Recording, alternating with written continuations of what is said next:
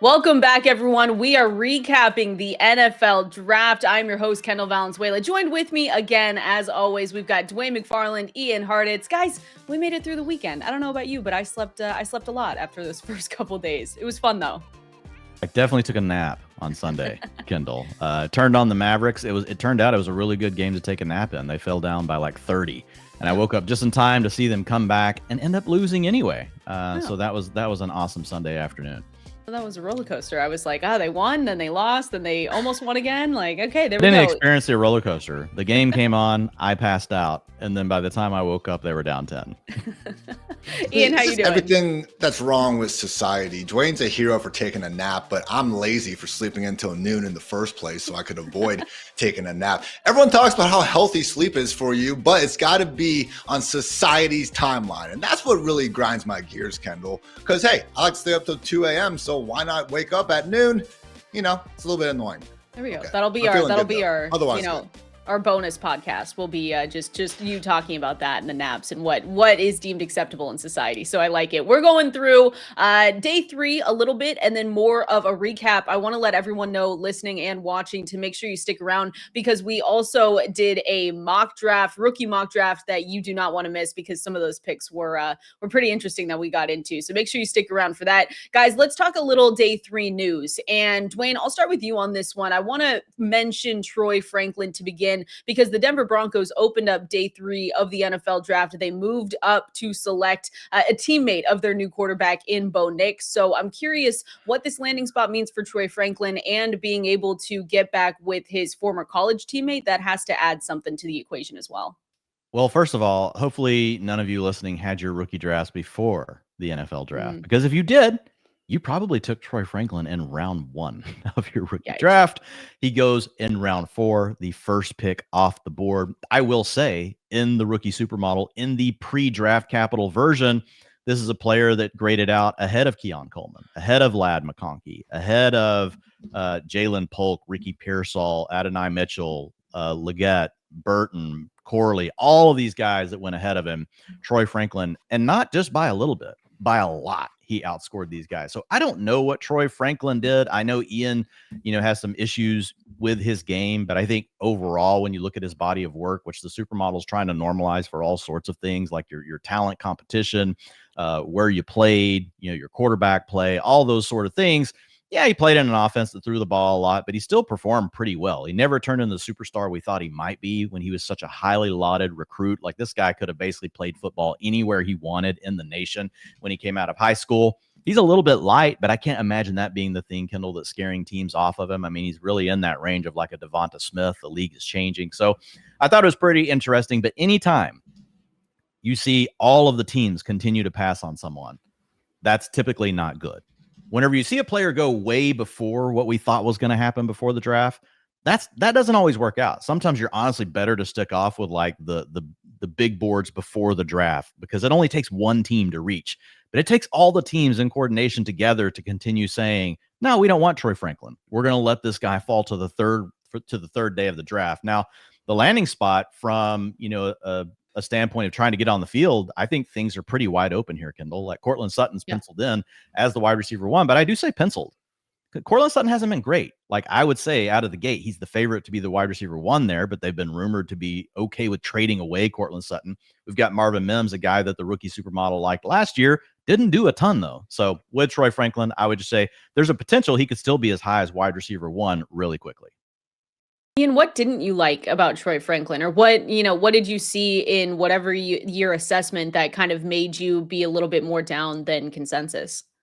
Well, first of all, I didn't like Dwayne leaving our guy Tim Patrick out of the competition. I was going to say it. Kendall, what the hell was going on over there? But nah, Dwayne's right. I mean, it is a pretty weak depth chart overall, with all due respect to our one true king, Tim Patrick. So look, with Franklin, I mean, it's just one of these things where, yes, other offenses in college football had some easy pathways to passing success, but my God, for every really nice play Franklin made, it was just like running absolutely, unavoided down the field time and time again. So enough good things happened that it's hard to be completely out on the guy. Even if I, again, wasn't the biggest fan of him, I certainly did still think he was going to be a day 2 wide receiver. But at the end of the day, I mean, I think Nate Tice said it well. Wiry is a nice way of describing Franklin. Alarmingly skinny would be another one. So yes, we have seen a couple examples now, Tank Dell, Devontae Smiths of the world, finding a way to still make big time plays at the NFL level, despite not being all that large of a human being. But I really do think Troy Franklin is more on the Darnell Mooney side of things, which isn't the end of the world. Mooney has, 39 million reasons to go ahead and do his thing in Atlanta now, has a 1,000-yard season to his name. So I don't think Franklin's going to be a bust, but when you do look at his makeup, more fast and quick. I mean, had the 4.4 140, but just a 1.61 actual 10-yard split in there. That was surprising to see. I don't think the agility and the axe skills are really going to hold up at the next level. So honestly, I worry that he could be thrust into a bit more of this one trick, field stretcher role. And sadly, I mean, we just saw Marvin Mims in this very offense last year be forced to do that. So maybe Franklin can be more than that. But again, just based on what I've seen and, out of him on tape, not overly thrilled. And Dwayne, yes, if you look at the supermodel, almost everything for Franklin at this point, draft capital, not so much, but all the other rows look great, except for that college, factor where he went. Oregon has not produced a good wide receiver in this millennium, guys. DeAnthony Thomas, Dylan Mitchell, Josh Huff, Jordan Kent, Demetrius Williams, Marcus Maxwell, Sammy Parker, and Keenan Howry.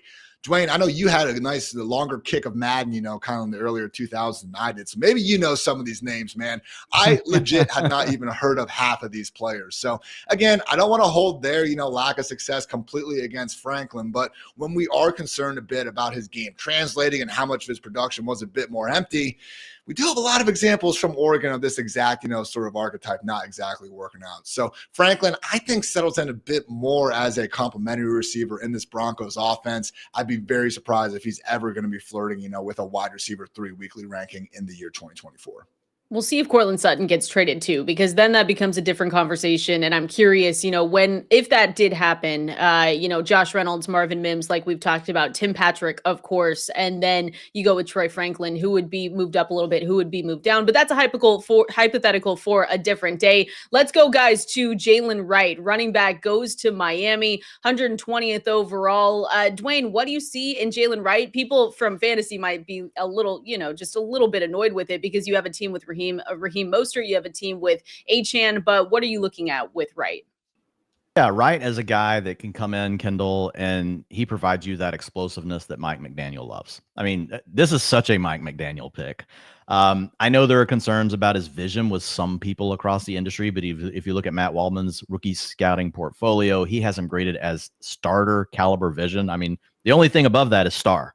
So when you talk about a guy that's elusive, has home run hitting ability. He's not an elite receiver out of the backfield, Kendall, but he is a guy that can add value out of the backfield. You check it down to him on a swing pass. He's got the speed, to take the ball all the way. He's got enough power to still get through a DB out in the flat. So he's going to probably have to wait, but Raheem Mostert's getting old. So I think this is a situation where Jalen Wright, as soon as 2025, could be the running back 2 or in a split backfield in Miami. Now, he's not an early round pick. So the Dolphins could easily turn around next year and spend a running back pick on day 2, day 3, and that could really plummet his value. But for now, he's with the Dolphins. If he can show enough through practice, the few chances he gets this year, I'm not expecting a lot this season, but we love the Dolphins. We want to be in on the offense. We love the coordinator. We just love the way they run their offense. So, and just real quickly, and this is just so, producer swing, just to give him a complete heart attack, because we weren't supposed to spend very long on Troy Franklin.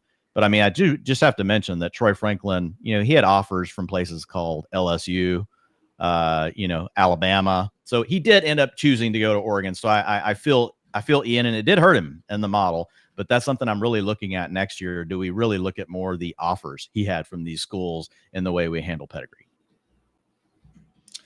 Yeah, look, I think one of the things to also keep in mind with Wright, life was really freaking easy in this Tennessee offense. He had 4 guys, 4 carries against boxes with at least 8+ defenders in there. Blake Corum was like over 150. I mean, that 3% mark for Jalen Wright, easily the lowest among draft eligible running backs. So he was able to make most use out of these light boxes. I mean, 7.39 yards per carry. Good for him. It wasn't his fault. He got to run against light boxes. And to be fair, Miami last year, 5th fewest rush attempts in the NFL in terms of actually trying to attack those 8+ man boxes. So I think Tennessee, Josh Heupel's system is actually ahead of its times in terms of, only running the ball when it's absolutely in your best advantage to do so. And to Dwayne's point, even if he wasn't in Tennessee, he was going to be somewhere else, likely putting up big time numbers because he does seem like a pretty damn good running back. So I'm intrigued to see how much more he can become as a receiver, because really, I think he had 6 career catches going into last season. He was the lowest in terms of PPR points per game from only receiving production out of the Big 12 to Big 15 running backs that, we were really studying for this class, but did go out there, showed the ability to catch 22 passes. And reading, from guys like Lance Zierlein and Dane Brugler, they do seem to think he has, the sort of natural soft hands to potentially handle more in that department at the professional level than he did in college. So for now, I mean, Mostert and Achane, I think, are going to be the lead dogs. But man, Dwayne, I mean, we saw it last year where Achane, I think, missed week 1. He was a healthy scratch, though. It was weird because he had that, I think, shoulder issue dating back to the preseason. And then he plays in week 2 for 1 carry. My dumbass cuts him in my 8-man league, because I was all right, he's not having this big role now. And he proceeds to go absolutely bonkers. So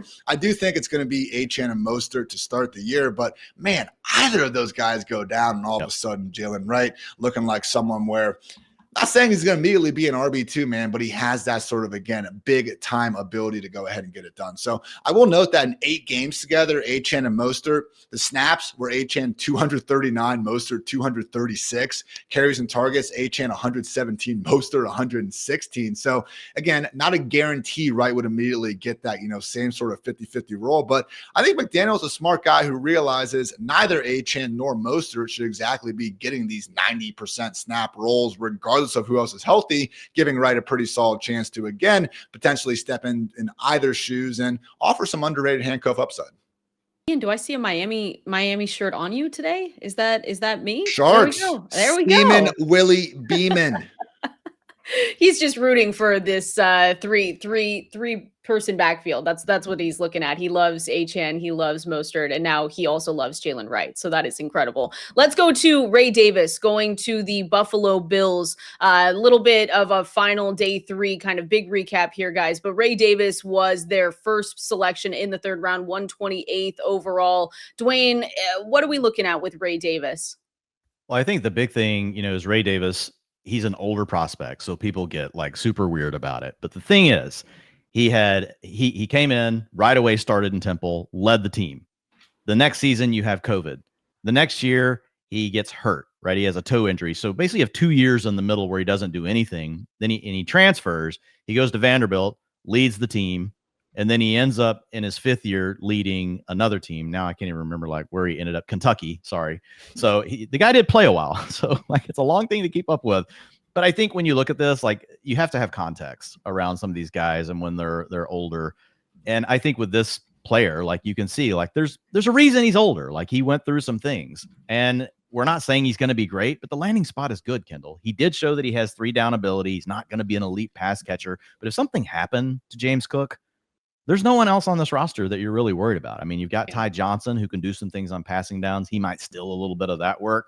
But I think right now, when you look at last year, James Cook couldn't get more than 52% of the rushing attempts, with the only people challenging him being Latavius Murray and Ty Johnson. Earlier in the year, it was Damian Harris. So I think the Bills have shown us that they're not crazy about giving James Cook a huge workload. I think they want to keep him around 50%, of the rushing attempts. This year, I think he's going to have more upside in the passing game because we've got Stephon Diggs gone. But after that, I can see Ray Davis now being the guy getting all of that work that was really spread out across multiple guys last year. So I think there's a chance he gets 25 to 30%, of the rushing attempts out of the gate, takes over some of the early down work, potentially takes over the carries inside the 5, another area they haven't been very willing to give James Cook the work that we all want him to get. And again, you've got that spike upside potential if you've got a week or two where you're without James Cook, or heaven forbid, knock on wood, we would never want this to happen, James Cook goes down for the season. Yeah, they probably try to go out and sign someone, but it's not like the league is littered with all these backs we just can't wait for people to sign. Those guys are all already gone. So I think there's a lot to like about Ray Davis here. In rookie drafts, you got to consider the fact that he is older, and even if he balls out somehow, he's probably not getting a big second deal. Like that's probably not in the cards for him. But if you're just looking at someone that over the next 2 to 3 seasons could give you something, I really think that Ray Davis is a name to remember. And he actually projects very similar to where I've got Trey Benson and some of these other backs like Blake Corum that went ahead of him. Doesn't have quite the same draft capital, Kendall, but I think you could argue that he might have an even cleaner path towards locked in touches early. I think it could be tougher for him to overtake the starter long term because James Cook is still younger. But whenever you look at what Trey Benson has from a standpoint of, James Conner, I think, it's kind of similar with what you have with James Cook. James Cook, we always wanted to work out, and it's kind of usually an up and down season, Ian. So it's a next man up mentality, especially with fantasy football and looking at depth and looking at who you could add in those just in case scenarios. So I like the call out with Ray Davis in Buffalo. Yeah, and it's one of these situations where, hey, guys, contrary to popular belief, I haven't hit all my fantasy takes over the years. And I remember missing on Ramondre Stevenson in 2022. And one of the big takeaways I had there was even if a running back has, a lot of things that need to happen for them to get the chance to have that 3-down role, we want to be betting on guys that can run with that, every down workhorse role if given the opportunity. And I think that's what Ray Davis has. I mean, again, among the top 12, 15 names that were kind of in this running back class, nobody scored more fantasy points per game from purely receiving production than Ray Davis. I mean, this dude caught 7 touchdowns last season. And as you're watching him, man, not all just of the screen variety. I do think he can run those, sorts of wheels and those quick hitting routes out of the backfield that the Bills do commonly ask James Cook to do. So I don't think he's going to be taking James Cook's job in terms of the receiving role or anything like that. But there is ready-made, availability on early downs I think he can handle. I mean, just put on that Florida tape, guys. That was, I think Dane Brugler actually shouted out. In his mind, it was a single best RB tape from anyone in this class, which, hey, kind of calls out the sort of thing from Michael Penix against Texas, where not saying that was every single game of the Ray Davis experience, but when you do see these high flashes, it's warranted to get a little bit excited about it. So we'll be 25 during his rookie season, already 840 career touches, on the odometer for him. So I'm with Dwayne where I think a second contract, is probably unrealistic. But for 2024, man, I mean, he went 128th overall. I know it's, tough to say like, oh, if he had gone 30 picks earlier, well, he didn't. Okay, that's fair enough. But, as we do look into draft capital and its, impact on these players, yes, the heavy majority of top performing, rookies and just overall veterans do come in the first 3 rounds.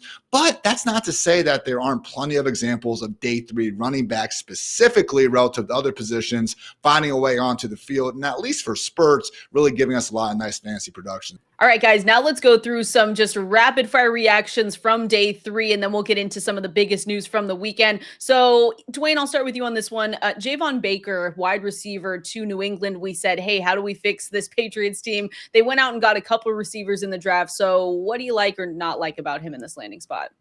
Well, I think you're just on a wide open depth chart. We talked about this a little bit whenever we talked about Jalen Polk, their 2nd round draft pick. But when you look at Javon Baker, he graded out in the pre-draft rookie supermodel, excluding draft capital, in a similar range. Actually graded out above Adonai Mitchell. He graded out above Xavier Legette. He graded out above several other guys that went ahead of him. So this is a guy that a lot of people in the scouting community also like. They really see something in Javon Baker's game. He's out of UCF. But he started off at a larger program than that and then ended up going to UCF to get more playing time. So he's a good athlete. He is in a spot where there's not a lot of competition. So it wouldn't surprise me, Kendall. Like he could battle Polk to be the wide receiver 1 in this offense. I think they're really more like both wide receiver 2, wide receiver 3 profiles, like in their ceiling outcomes. But anytime we've got a young quarterback, like what we've got here with Drake May, and he needs someone to throw to, and we've got 2 guys that they've taken in this draft with May, and you've got a depth chart like this, there's an opportunity there for Javon Baker to shine. Ian, what do you think?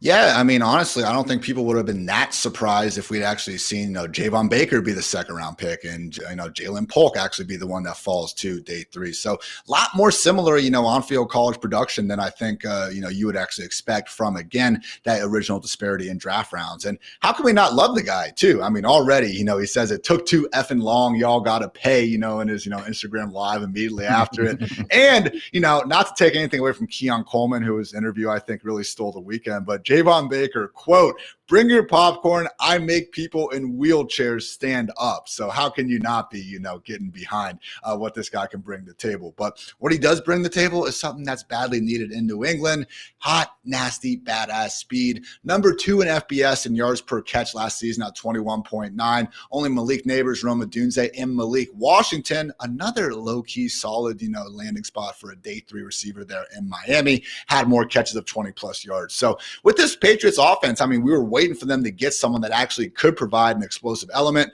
I do think Baker could be that guy.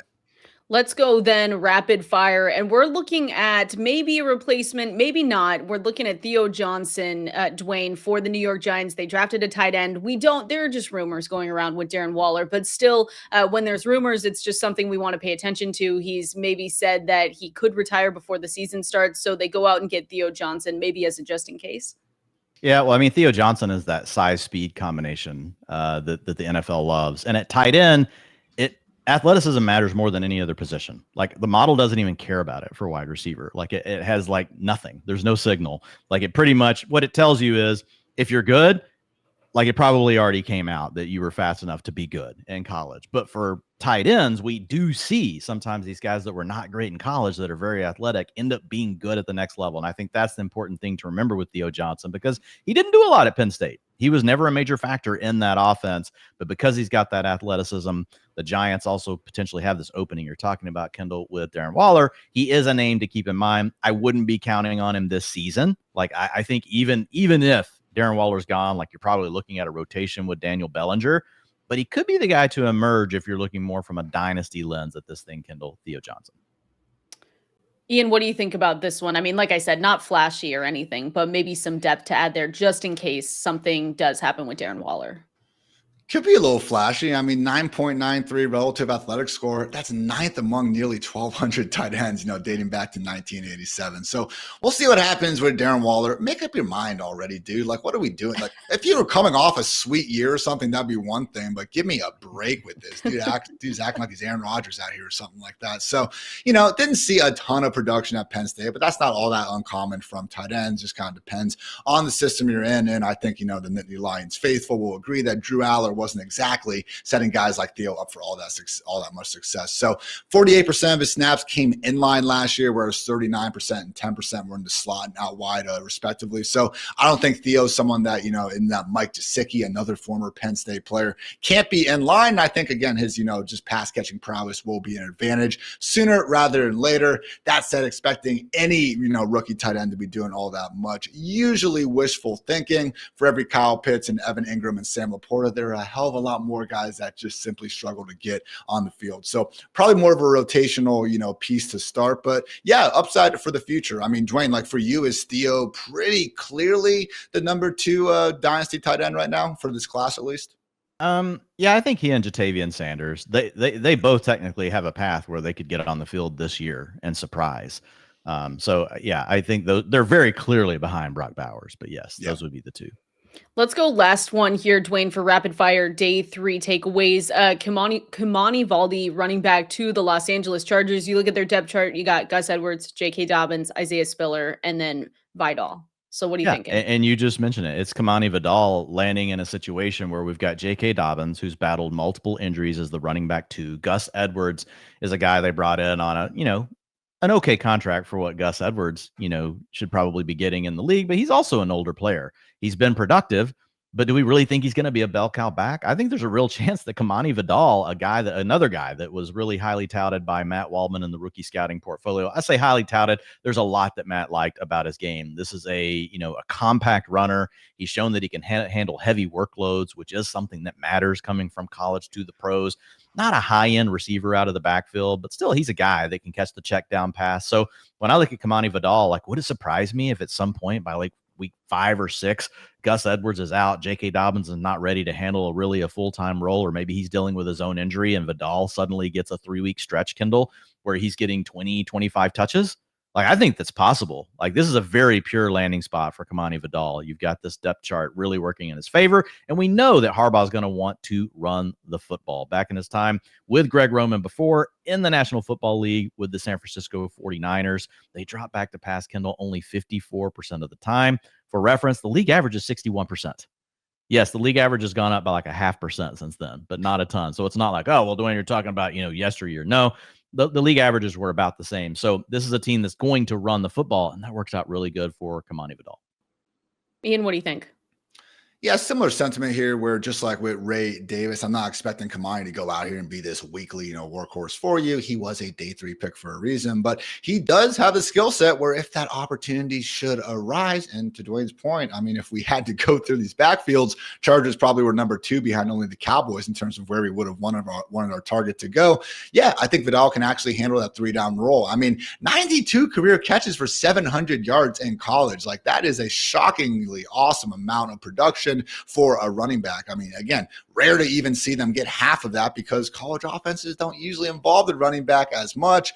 5'8", 213 pounds, should be able to run between the tackles as well. 91st percentile BMI. Look, we can talk about, how elusive is he in the open field and, the nuances of the running back position that we all seem to care about a lot in April and then very little the other 11 months of the year, because guess what? We see guys get roles, and if they can catch the football, stay on the field and produce fantasy points with them when it comes time for September through December to roll around. So again, not exactly expecting him to go ahead and ball out, but guys, there was a 3-week stretch, maybe even more than that last year, where Joshua freaking Kelly was working his way into the weekly RB2 discourse because of nothing other than sweet volume. So I think Vidal could potentially do a hell of a lot more with his opportunities than Kelly could manage, and that is a win for Los Angeles Chargers. Oh man, sounds like a mess for fantasy though. I'm just going to throw it out there. A little bit of a mess, but that's okay. That's why we love it. That was our rapid fire day 3 hits, guys. Let's go through the biggest news from the weekend. So we're going to start talking about overall draft, how teams did. I want to start again, just briefly, because I know we talked about it before, but again, Michael Penix Jr. to the Falcons.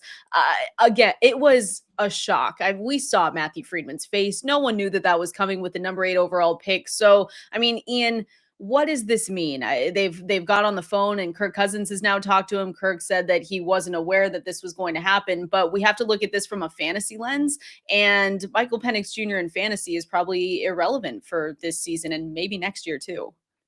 We'll see how they use him. I mean, I'm open to the idea of Cousins starting on Sunday afternoon games, and we get Penix out there when it comes time for prime time. Like, why the hell not? Let's play to everyone's strengths out here. I kid.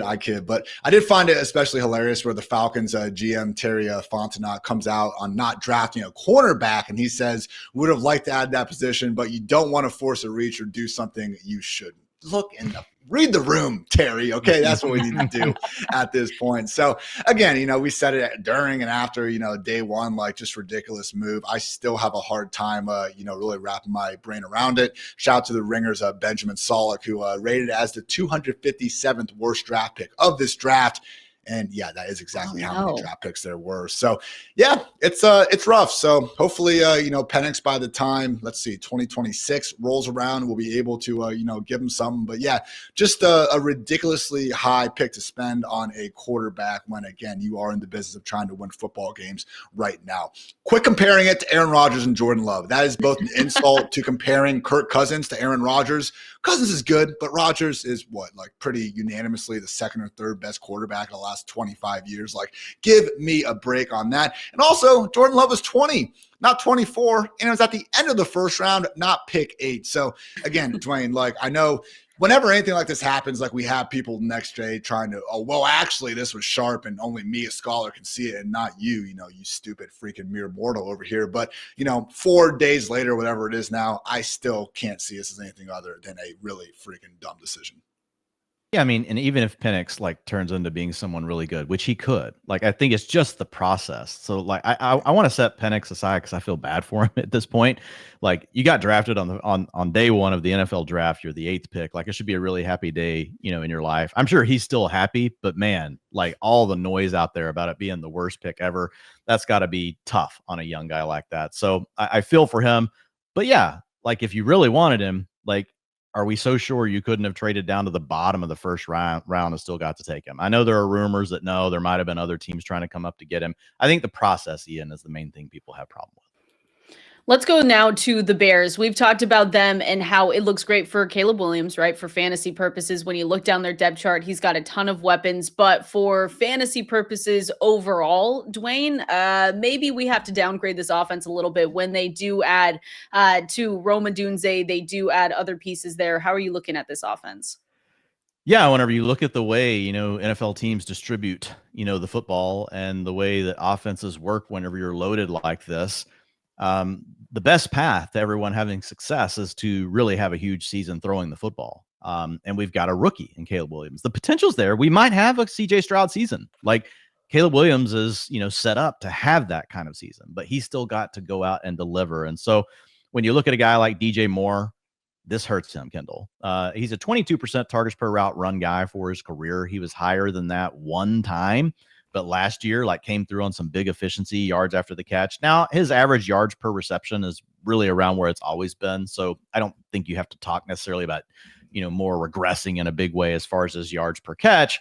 But I just think with an offense that also added Keenan Allen, who was a 30% target share player last year. I mean, dear God, that's definitely going to take targets away from everybody.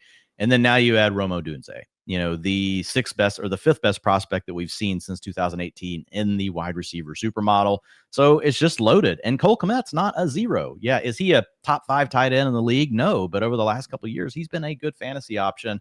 And Cole Kmet, he's going to deserve looks, especially down in the red zone. So, Kendall, I think this does slightly downgrade all of the guys. I moved DJ Moore down to really wide, mid-range to low-end wide receiver 2 territory. He's been going almost as a wide receiver 1 in early fantasy drafts. Rome Odunze, a guy that's been going in the wide receiver 3 territory. I think you got to look more as a wide receiver 4, and you've got to face reality that you may not even want him in your fantasy lineup. There's a chance of that. I know some people have compared him to JSN, and I think it's tough just to say, it's just going to be just like this player. But the fact that he's coming in and having to deal with these other really good targets on his team, that is a similar thing for Odunze. But I do want to make it clear, Kendall, Odunze is a stronger prospect by JSN by quite a bit. So I think in Dynasty, you still need to be all in on Odunze once the other two guys are off the board. And maybe another team that we look at and we say, hey, good for real fantasy, but maybe fantasy football, maybe not so much. We don't want to get too down on them because they're going to be really fun to watch in 2024.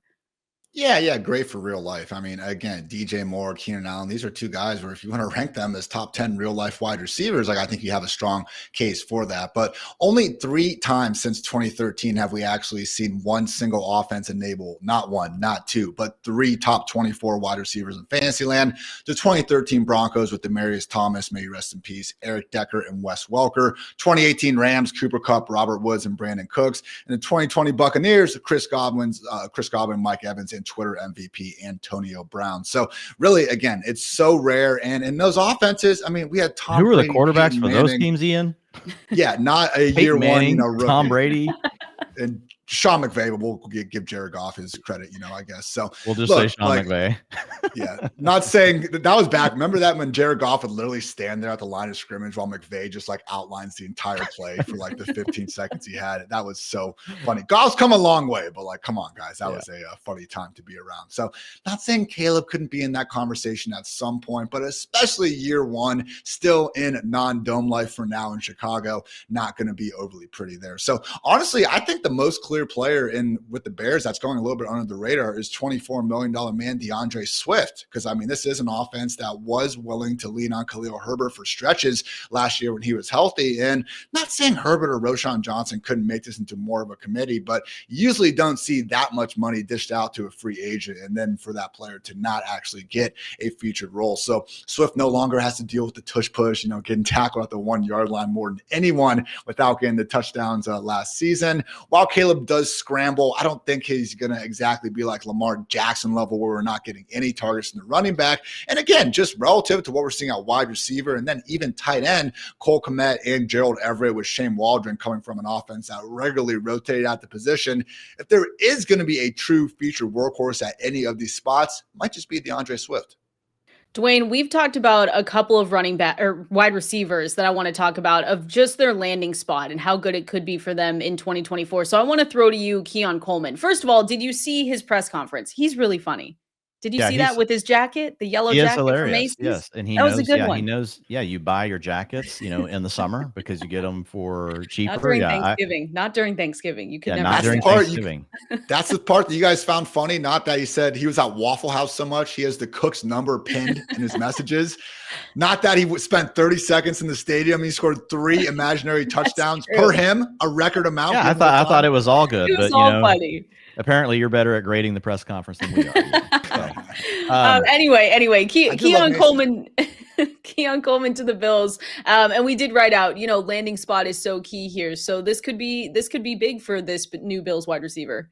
Yeah, there are really 2 guys I would highlight here, Kendall, and I know we've got a mock draft coming up, so we'll see how much Ian or we'll see if we really like these guys. But Keon Coleman, look, he lands with Josh Allen. There's not a clear number 1 there right now. We've got Khalil Shakir, had a 19% target per route run over the last 2 seasons without Stephon Diggs on the field.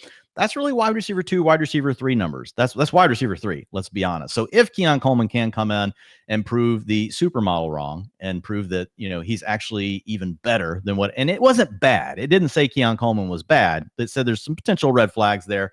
There is this chance that Keon Coleman turns into a true wide receiver 1 for this team. So I think that's a pure landing spot, Kendall, and that gives him wide receiver 1 upside. But I look at him as a low end wide receiver 3, wide receiver 4 for the season. And then there's Ladd McConkey for the Chargers. Same thing. Just don't really have another strong wide receiver on the team. Josh Palmer's fine. Quentin Johnson was really a bust in year 1, but you get to play with Justin Herbert. It's going to be a run heavy offense, but you just have to remember that McConkey is a guy that can play inside or outside. So I think he has a path to starting in 2 wide receiver sets right away in year 1.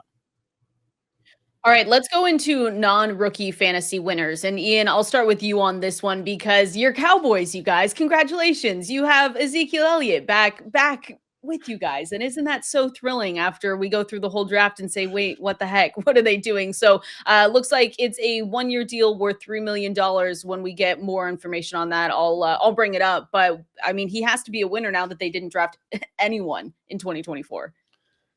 Yeah, and by the way, I love the new social media trend where someone like Zeke gets signed and everyone's just like, oh, yeah, I mean, look at this player the Cowboys have. And you start showing like the 2016 highlights out there and, hoping no one notices. So that was funny. But yeah, I mean, look, Zeke, as much as he is not, guess what, guys, sadly not the same guy the Cowboys drafted, 8 freaking years ago here. I don't quite buy the idea that he's as completely washed as everyone else. I mean, if you just go by fastest ball carrier speeds last season from next gen stats, Zeke hit 20.25 miles per hour on this 74-yard screen touchdown that sadly got called back on a hold. That's faster than anything Tony Pollard was able to put out there, faster than anything Austin Eckler got, and even Josh Jacobs, specifically in the year 2023. So again, I'm not trying to say that Zeke isn't, 80, 70%, whatever it is of his former self, but I don't want to only hold the idea that Zeke is washed, more against him than some of these other, second contract running backs that we don't nearly seem to be,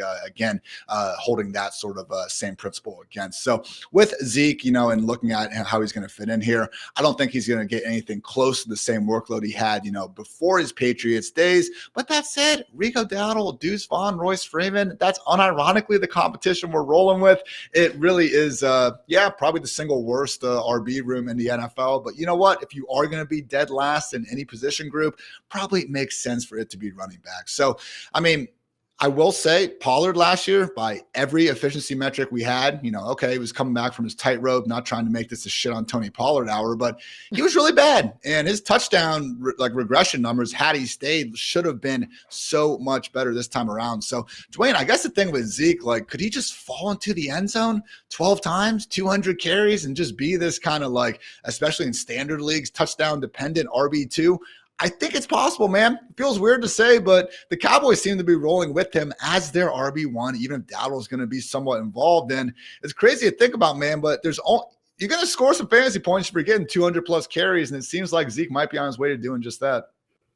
Yeah, I think he just falls into a tier of a bunch of these guys that we're not crazy about their efficiency. But I think with Zeke, you just look down the depth chart and it's kind of, you could see a situation where he does get 250 carries. I don't think Rico Dowdle will completely be a nothing, But again, like, I think for people who are like, oh no, it's going to be Rico Dowdle's backfield. I mean, really? Like, if it really was and they really thought Rico Dowdle was that good, would they even sign Zeke? I mean, I don't know.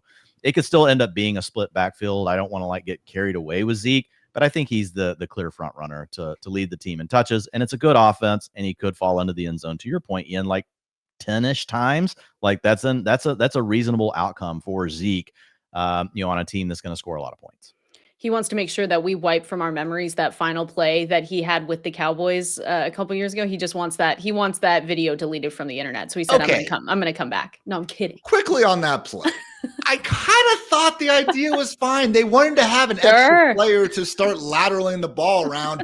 49ers played it perfect, but like, yeah, it was hilarious, but I don't know. We need to wait, like how horrifically the response was. Like 10 years from now, the Chiefs are going to pull that out and they're going to get lauded for like how inventive it was. They're going to be like, how creative. Like when they did that snow globe play, which was just anyway, we'll get back into it. Dwayne, let's go to Joe Mixon, another team that did not really address running back in the draft. So you have a depth chart now with the Houston Texans as Joe Mixon, Dameon Pierce, Ogunbowale, and then Jawar Jordan. You're making us feel better. Kendall, Ian and I, we finally got Ogunbowale. You'll if you're going to hang out with us more this year, we definitely talk some Ogunbowale. But no, really, there's three backs real quick here to hit, and then like Ian can give his thoughts, and maybe there's somebody I'm missing. But like if you just look at the clear winners from draft weekend that are not rookies, Joe Mixon completely avoided all the bullets, dodged all the bullets. No one goes to the Houston Texans. Not an efficient back. Kind of talk about him in the same vein as what we would talk about with Zeke, but I think a little bit less risk here of having to split the backfield. But another offense we like. We've got CJ Stroud. We've added Stephon Diggs to this Texans offense. So they are loaded. A lot of opportunity to score touchdowns. And Joe Mixon, while he's not an elite pass catcher, he's shown an ability to be able to stay on the field. So I think as long as he's healthy, he's in line for an every down workload, and he is going late in fantasy drafts. So I like that one. Zamir White for the Raiders, Kendall, another guy that just really avoided everything. If you look last year when Josh Jacobs was out, averaging almost 15 fantasy points per game, wasn't getting all the passing down work, but still was almost getting 50% of the routes. I think it was 42%. So Amir Abdullah was still spelling him on those passing downs. They added Dylan Labe late in the draft, who is also a good receiver, but we already weren't projecting passing down work for Zamir White. So I think he does a good job avoiding another early down back joining the team. There's just Alexander Madison there, and that we saw that was pretty gross.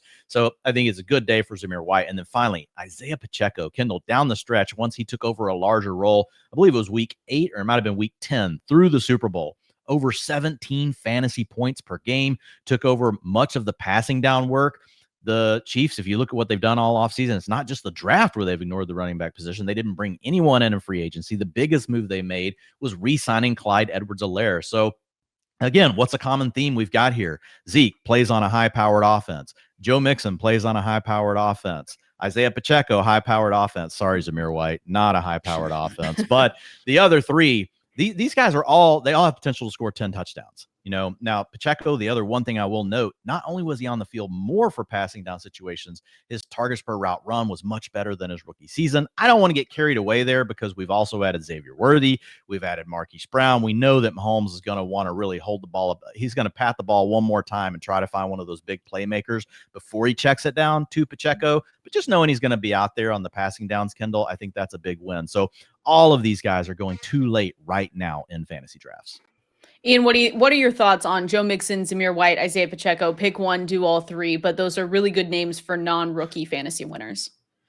Oh, yeah, definitely avoided. And I mean, again, not only just the day 1, day 2 competition, but even the day 3 guys. I mean, yeah, Dwayne mentioned Dylan and everything, but honestly, not too afraid of any of those dudes. So with Pacheco, love to call out on the pass game work. I mean, he is, a bit underrated at this point in that he's caught 75 of 82 targets during his career. That's the highest catch rate among any active running back in the NFL. He was ripping off 15 plus touches in each of his final, 10 games of the season with the Chiefs. Absolutely continues to be locked in as the workhorse running back here. And guess what, guys? Chiefs 13th and 7th in expected RB PPR points per game over these past 2 seasons. Mahomes going to get his, but when Pacheco has this near every down role, he should be just fine.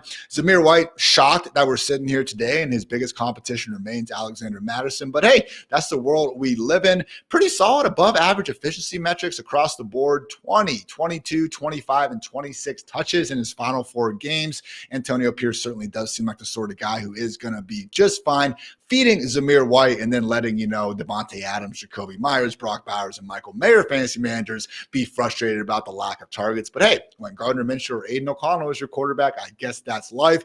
And then finally, with Joe Mixon, Singletary, guys, last year down the stretch in Houston, 4 games with at least 24 touches from week 10 on, tied for the most in the NFL. So we really did see them lean fully on Devin Singletary. And now when they give Joe Mixon, I think most people just saw because he got traded for like a 7th round pick or something originally. If that's all you saw, remember, they also extended Joe Mixon 3 years, $27 million, and he got more guaranteed money in that extension than what Josh Jacobs even got signing with the Green Bay Packers. So look, I'm not saying Mixon is someone who's going to average 5.5 yards per carry and be this just completely explosive playmaker out there, but make sure if you're holding, the inefficiency against Mixon, and that's why he's going outside the top 50 picks, give a bit of a longer look to guys like Saquon Barkley, Rashad White, and Josh Jacobs, who were honestly worse than Joe Mixon by most of the rushing metrics we want to use. And again, I just don't think we're really holding the inefficiency against them the same way. So this time last year, we had so many questions on if Mixon was going to be suspended or not. And I almost wonder if that is just it shouldn't be carrying over into this year because we've cleared up those issues. But I wonder if just because this was kind of closer to where Mixon was being drafted last year, if we're just still doing that for some stupid reason. So I will not be. I really enjoy, in some early drafts getting Mixon as my RB1 in round freaking 5 because, again,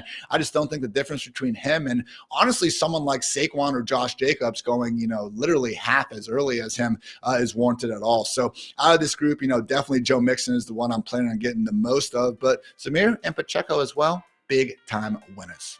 All right, guys, now let's go through a promo from our friends over at DraftKings. Basketball fans, playoff time is finally here, and we've teamed up with DraftKings to make this one even more exciting. Right now, all new customers who bet just $5 on anything will instantly get $200 in bonus bets. So what are you waiting for? Download the DraftKings app now and sign up using our promo code FANTASYLIFE. The crown is yours. Now, guys, let's get into this first post-draft rookie mock. All right, guys, now let's get into our draft from the WebEx board right here. We're going Dynasty PPR rookie 1 quarterback league. Ian, I think for whatever reason you get to start first. It's the influencer 101. I like it.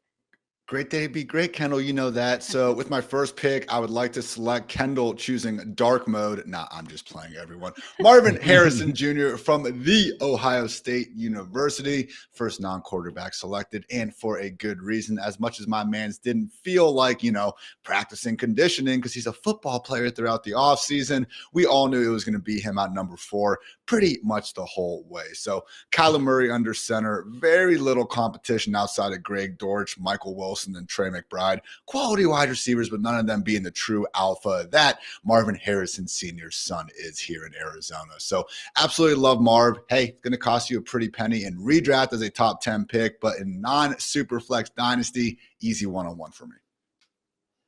All right, Dwayne, what do you got?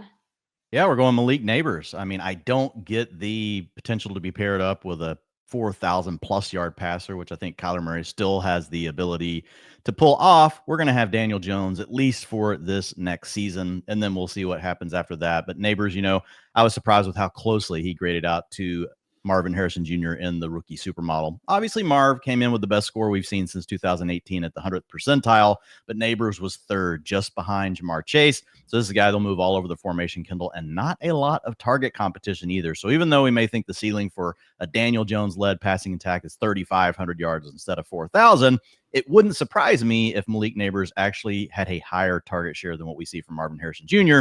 in year 1. I like it. That's a good pick. Ian, you got number 3. You got Caleb Williams still on the board. Jane Daniels, Rome Odunze. Where are you going? I would say it was an okay pick, Kendall. This is a good pick. Give me Rome Odunze. Bears wide receiver 3, I think, for 2024. It's not going to be necessarily ideal. That was one of our immediate takeaways, after Thursday, where, I think Dwayne's initial projections actually had him outside the top 60. So projections, not rankings. Chill out, Bears fans. But the most important thing here is in a dynasty format, we should be all good in the hood by 2025 at the latest. The Keenan Allen rental is awesome. Rome and DJ, honestly, are both going to learn a lot from the guy, but he is only signed through 2024. So at that point, we're then going to have at least 4 years of the Caleb Williams Rome Odunze partnership tied up in a Chicago city where, guess what, guys? They're building a new stadium and it actually has a dome. Follow suit, Buffalo. When you have a generational franchise quarterback, maybe give the guy a little bit of an advantage with that sweet, sweet dome sometimes. So Rome Odunze, again, more of a pick for the future, but I think this is a good example where landing spots do matter in fantasy land, but far more so in redraft. When it's dynasty like this, give me clearly the number 1 player on the board. You're right. Yeah, and I think that was a way better pick. No. Yeah.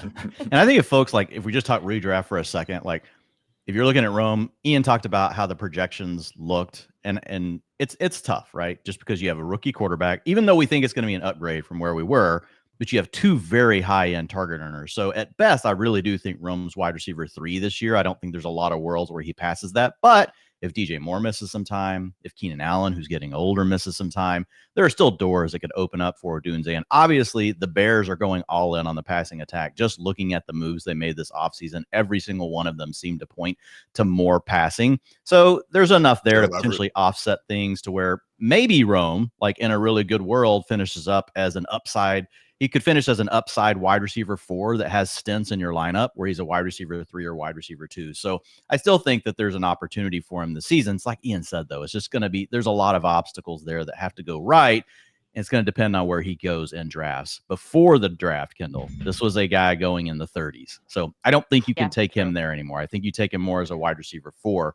And since Ian got me all excited about Rome Odunze, I'm just going to go ahead and go with Caleb Williams here. This would have been Brock Bowers before the draft, but the draft was not kind. We'll get to Brock Bowers in a minute. So I'm going with Caleb Williams here. And I think this is a tier break. If you're talking about the best players in the draft that got at least semi-good landing spots. Marv got a great landing spot. Neighbor's pretty good. Rome, like Ian said, tough year 1.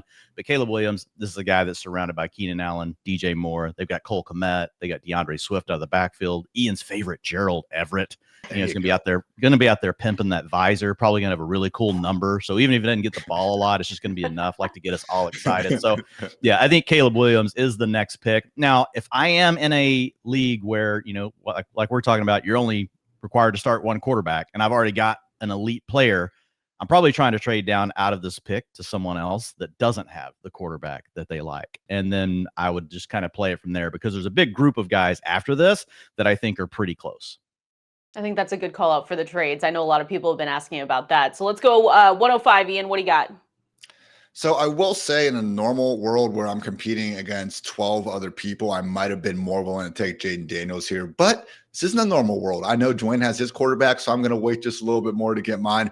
Brian Thomas Jr., come on down. Low-key hit one of the better landing spots. Again, I know we were all infatuated, and rightly so, with the idea of someone going to the Cardinals, the Chargers, the Chiefs, and the Bills. And yeah, we are excited about those wide receivers too. But after that group, we did have teams like the Jaguars, like the Patriots, where again, maybe not quite as convinced about the high-end QB play and a little bit more competition, especially in Jacksonville. But still, we're talking about Brian Thomas Jr., in my mind, walking into 3 wide receiver sets from day 1, move over Zay Jones. And at that point, let's actually see what Trevor Lawrence can do with the first kind of contested catch maestro of his NFL career. I mean, this was really what his calling card was back at Clemson. Some of those back shoulder fades, again, the guys like Justin Ross and T. Higgins just making plays all over the place. And I do think Brian Thomas Jr. has that in him, where we're talking about a worst case floor scenario. And this would not be good. Don't get it twisted, but we could see someone emerge as like a DJ Chark, MVS type of talent, where again,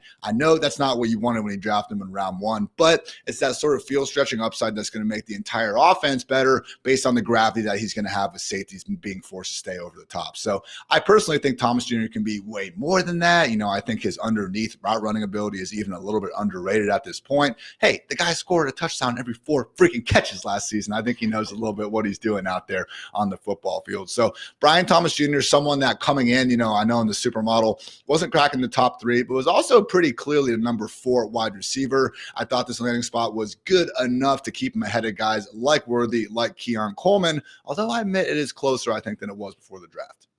Oh, a shakeup. I like it. Dwayne, where are you going next then? Yeah, I'm going with Xavier Worthy. He and Brian Thomas are the next tier together. Thomas fell a little bit because his draft capital was lower than expected. He's at the 64th percentile in the supermodel. 60th percentile is Xavier Worthy.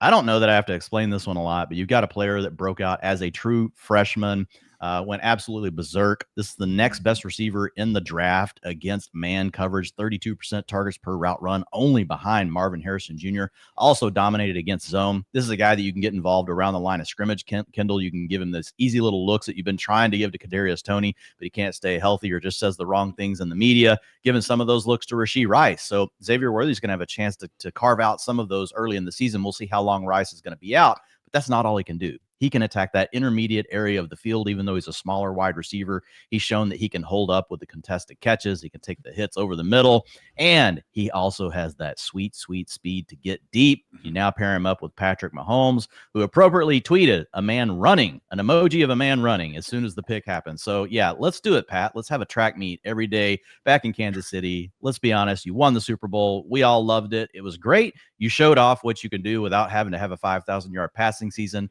But by adding Xavier Worthy as well as adding Hollywood Brown, and you pair that with Rashee Rice once he's back and Travis Kelce, I think the Chiefs are back in business, Kendall. There we go. Back in business, never left. The league really let them get Xavier Worthy, so we're just going to have to roll with it. I like it. 107, Ian, what are you looking at? Going to go ahead and address quarterback finally. Give me the Heisman Trophy winner himself, Jayden Daniels, now in Washington. Not necessarily the Vikings, that top tier landing spot we were hoping all these guys were going to make their way to, or even Chicago with what they've been able to do at wide receiver. But still, Terry McLaurin, Jahan Dotson. Yeah, I'm really not in on the Luke McCaffrey thing going on, but we at least got Terry on one side, and we're feeling good about that. So luckily, even if Jayden Daniels isn't going to come into the league and immediately emerge as this fantastic passer, which I wouldn't rule out, but guys, we are here for one thing and one thing only, that sweet Konami code rushing upside. So with Jayden Daniels, again, not thinking we're going to see Lamar Jackson out there, but guess what? 80% of Lamar Jackson's rushing production is still going to put him up near the very top of the league in terms of the most productive rushers at the position. So with Daniels, again, he's one of these quarterbacks who had an extra 3 years in college versus the others. Wouldn't be surprised if that does translate to more immediate NFL production. So I think the verdict is still very much out on who's going to be, the best quarterback of this group, specifically between Daniels and Drake May in real life, but in fantasy, far less of a question for me. Give me Jayden Daniels, the number 1 rushing QB in this class. And honestly, maybe since Lamar, even though I, again, do believe that Lamar and even guys like Kyler Murray, bit better even at this stage in their career. I like it. We talked about it a few days ago of just best landing spots, and he was on our list for someone that landed in a good enough situation. Dwayne, what are you looking at 108? Yeah, just real quick with Ian, I do think Jayden Daniels is the tier break now, including the player that I'm about to talk about. But if you really need a quarterback, I would take him over Brian Thomas Jr. or maybe even over Xavier Worthy. It just depends on your team needs. But this guy had a 17% design rush rate in college. That is absolutely elite, and a 14% scramble rate. So we're talking about a player that's going to give you, if healthy, 115 to 150 rushing attempts, like Ian said. And he could be a terrible passer, Kendall. He could come out and throw for 2,800 yards. If he gets that many rushing attempts, it's still going to be hard to keep him out of the top 12. But if suddenly he turns into a really good passer, and there are questions there because he really developed that side of his game later in his career. But if that's there to stay, he has a higher ceiling than Caleb Williams. There's a higher ceiling here with Jayden Daniels than there is Caleb Williams. I think there's also more bust factor, but I love the pick by Ian. I am going to go ahead and go with Brock Bowers. I was torn here. I thought about Jonathan Brooks. Kendall, you know how much I love Jonathan Brooks. I don't think it's that bad of a landing spot with Carolina like some people. I don't want to steal Ian's thunder, though. I'll let him highlight all the things about Jonathan Brooks, but he was the number 1 back in the supermodel. Going with Brock Bowers because I think at some point you just got to go with the talent, Kendall. And if we were going purely on talent, you could argue Brock Bowers should be as high as number 3 in this class. It's really him and Rome Odunze battling it out. You've got Marvin Harrison Jr. and Malik Neighbors in a tier of their own up top. Now, the landing spot's not good. We've already got Michael Mayer, who is a good prospect in the supermodel in his own right. He is in the top 5 all time in the supermodel. Brock Bowers is now number 3, was number 2 before the draft, but because he slipped in draft capital, fell behind TJ Hawkinson by just a little bit. But that's not a bad thing. We all love TJ Hawkinson when he's healthy. He's a guy we love taking as a top 5 tight end. So I think that's still the potential ceiling, but we need a creative coaching staff. And let's be honest, when's the last time we saw 2 tight ends work out? Usually they are taking away from one another. Yeah, we can go back to Aaron Hernandez. We can go to Rob Gronkowski. And there's potential that this is the best duo since then.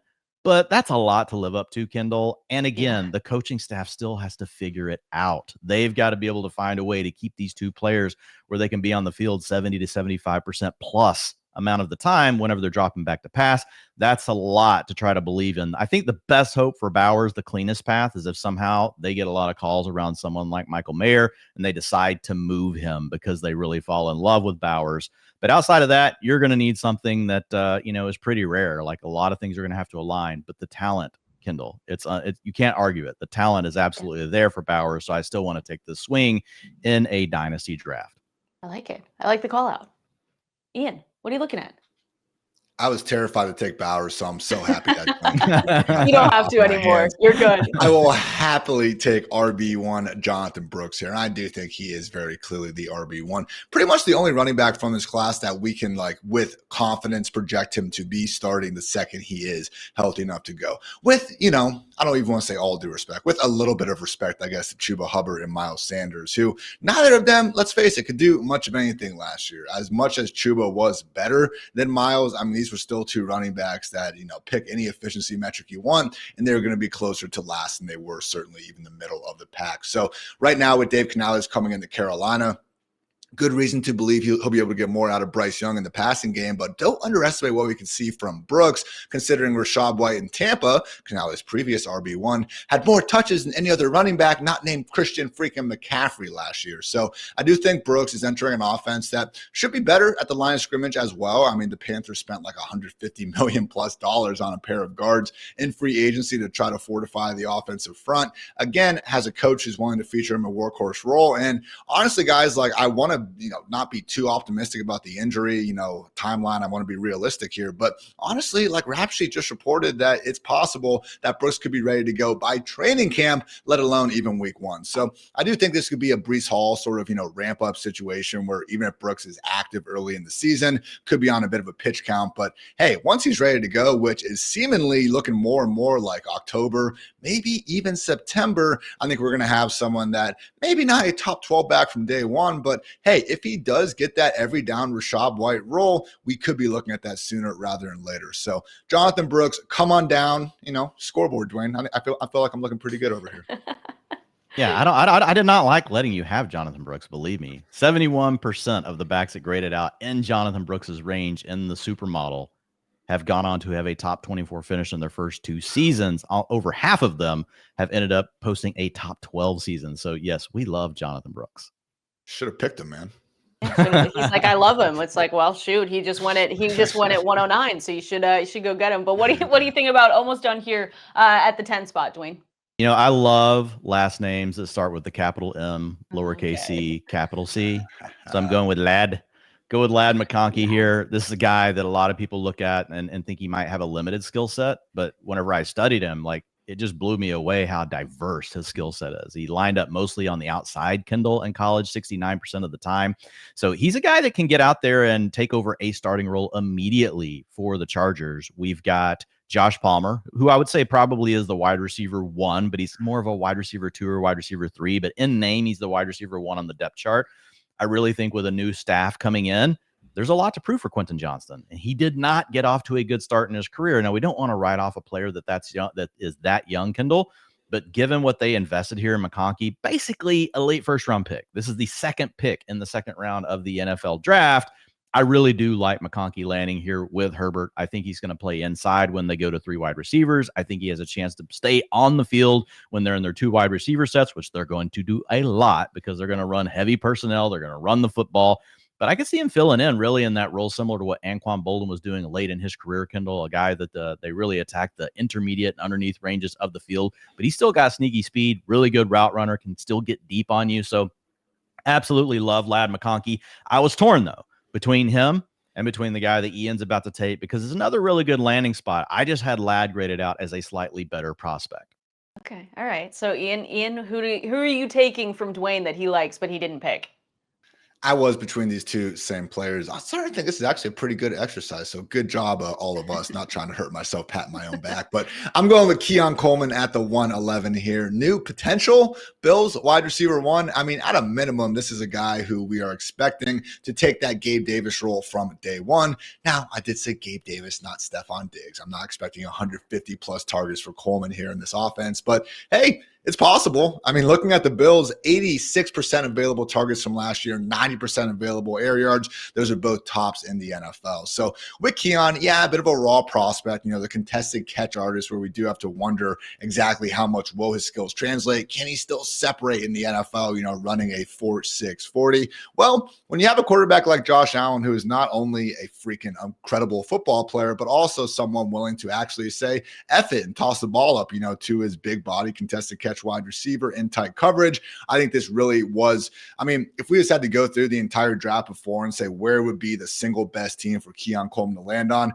I think would have been the Bills. And that answer could have been the Bills for a lot of these wide receivers again, but hey, Keon happened to be the one that got it done. So I like the Dane Brugler's comp for Keon Coleman and Cortland Sutton. I think that's exactly what we could see here, where no, again, I would be surprised if we see Keon go too far over 1,000 yards or rack up 90 catches or anything like that, but double-digit touchdowns truly on the table for a guy that, again, better at jumping over other human beings and plucking that football out of the air than just about anyone. So McConkey versus Keon, certainly going to be tough in the old redraft streets. I think both guys deserve to be right around each other in that wide receiver 4 tier. But for right now, man, just the way things go, there's another wide receiver coming up that I think we could see, shout out to Xavier Leggett, went 1 pick before him. Not saying Keon's in a complete tier of his own, but for me, I was pretty confident making this pick.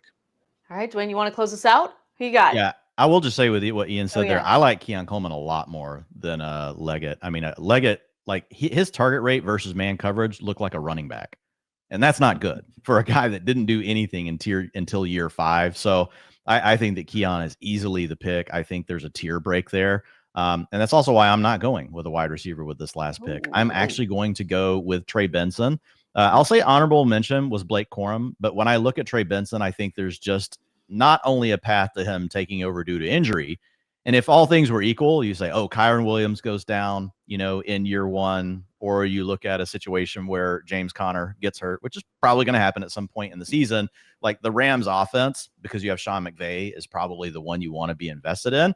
But I think it's probably closer than what people think, Kendall. And I think long-term, like when you're looking at the guy that could take over sooner, long-term, without just needing an injury, it's probably Trey Benson. And this is a guy that, he looks like an early down back out of the gate, but he is someone that held up well in pass blocking, so he has 3 down potential. I don't think he's ever going to be elite out of the backfield as far as being a receiver. I don't know that he'll ever even reach technically like what we would qualify as good status for fantasy. But I think he is the kind of guy that can manage to stay on the field on passing downs. And that kind of player can still give you a few extra catches, help pad the stat line. They're just never going to be someone that, you're mistaking for like a Christian McCaffrey and Alvin Kamara, one of those types where you're going to get all of the targets. So really like Trey Benson, unique size, speed combination. So there's some big playability there. He's one of the better graded rushers from a PFF standpoint. He's pretty elusive as well. So I want to take Trey Benson. Not sure how many more years James Conner has. Really love James Conner, somebody that perennially, right? People just love to discount. And, I know Ian's here for it because every year Ian and I feel like we've taken James Conner and, it's typically working out well. We have a few weeks where we've got to deal with him being out the lineup, but when he's available, like he is a really good player and he's good on receiving down. So not trying to bash James Conner, but he is getting older and I like what the Cardinals are doing on offense and where they're headed. So I will take Trey Benson with the final pick. I love it. No, I love it. Guys, we just completed the first mock after the NFL draft together on the Board Pro 75. So let's go through it just really quickly. I promise there's a glare here, so I'm not like just trying to see what I'm looking at.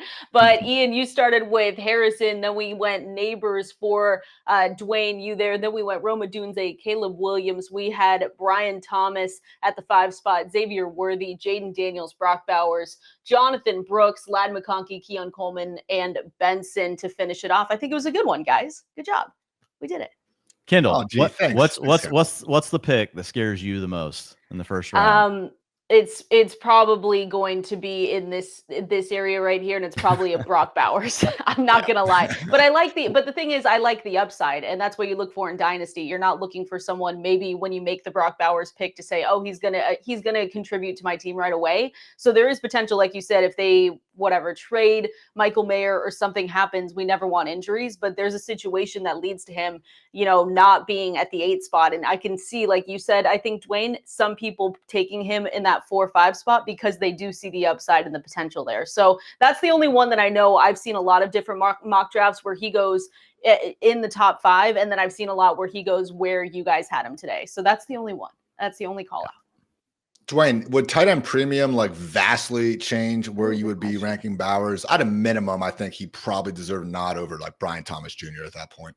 Yeah, I think he goes right there around where you're considering the quarterback, right, in that format. Yeah. If you need a tight end, especially, I think you're leaning Bowers. If you need the quarterback, obviously that Caleb Williams is still right there. But yeah, you just want to stockpile talent, period. And so if you have a format change where you're getting the tight end premium, it can work out. And you guys know what will happen. This will be the year that it will work. The Raiders of all coaching staffs will actually figure this out, and it'll be Brock Bowers and Michael Mayer both out there 75-80% of the routes. They just won't even bother with a wide receiver 3. It's not like when you look at the depth chart, Ian, it's possible, right? Not trying to pick on Trey Tucker and Christian Wilkerson. And they had to sign a ton of undrafted free agents. Their depth chart was so barren. So you got Hunter Renfrow moving on.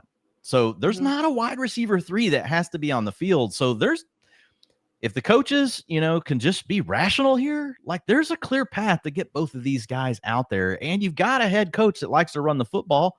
So that could still work. If you got 2 tight ends out there, we're not saying Brock Bowers and Michael Mayer are going to be mistaken for blocking inline tight ends, but they're still bigger than DBs. If somebody wants to go nickel to try to match up with someone like Bowers, that could still give you a mismatch in the run game. So I think that there's some potential here. I actually moved Bowers up a little bit in the projections this weekend. I was kind of tweaking them throughout the weekend as I just tried to sit back and really think about these landing spots. And as I studied that depth chart for the Raiders, I started getting a little bit itchy. I was like, it's not that hard to get these guys on the field given the wide receiver core, but I didn't want to get too carried away. I like Dwayne sitting there on the weekend just saying do I take just sitting there and just kind of shaking a little bit do I take Brock Bowers in a better spot? I was out on a walk. I took a 90-minute walk. 30 minutes of it was thinking about the Raiders offense. It's just kind of sad. Oh my gosh, yeah, Dwayne. Dwayne on his hot girl walk just saying I love it. Gosh, Brock Bowers. But I like it. We'll see where he goes in some of our next mock drafts. All right, everyone, that was our first post-draft rookie mock. We will make sure to be doing a lot more of those throughout the season. Appreciate you all hanging out with us over the weekend, though, throughout the NFL draft. Make sure you go to fantasylife.com, subscribe to that newsletter. Make sure you're also subscribed to the Betting Life newsletter. You're going to want all the info that we have in the offseason. And make sure you also go to the website and look at all of our articles 100% free. Same with our bets. And as always, subscribe right here to our channel, and always follow us on all the podcast platforms. We'll see you next time.